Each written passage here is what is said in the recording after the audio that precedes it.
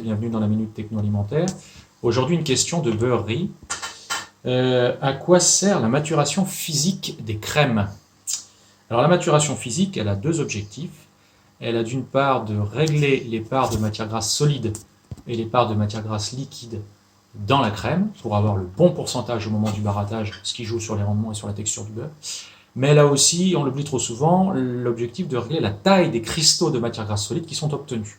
Et en fait, pour bien gérer ça, on raisonne deux choses. Pour avoir le pourcentage de matière grasse solide, puisqu'on part d'une crème pasteurisée, on va la refroidir, cette matière grasse, pour la cristalliser. Donc de matière grasse complètement liquide à température de pasto, on va passer à de la matière grasse partiellement solidifiée par des paliers de température, 12 degrés, 4 degrés, enfin le plus souvent c'est aux environs de 4 degrés. Et donc ça vous donne les parts de matière grasse solide, l'objectif étant d'arriver à peu près à 55% de matière grasse solide au moment du barattage. Et pour acquérir la bonne taille des cristaux, c'est-à-dire le plus fin possible, il faut refroidir le plus vite possible. Refroidissement lent, gros cristaux, risque de beurre friable.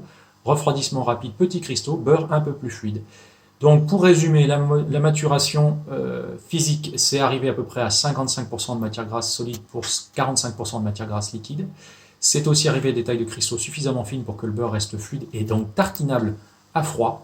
Si jamais on se loupe sur ces éléments-là, les moyens de le savoir, c'est la texture du beurre après barattage, mais également et surtout les pertes de matière grasse au bas beurre, qui se retrouvent entre 4 et 8 grammes par litre sur du beurre barat, un petit peu moins sur du beurre buty.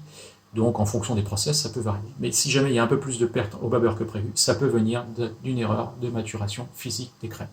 Voilà, si vous voulez tout savoir sur la beurrerie, je vous invite à venir à l'Énil de Surgères, Surgères étant le pays du beurre quand même.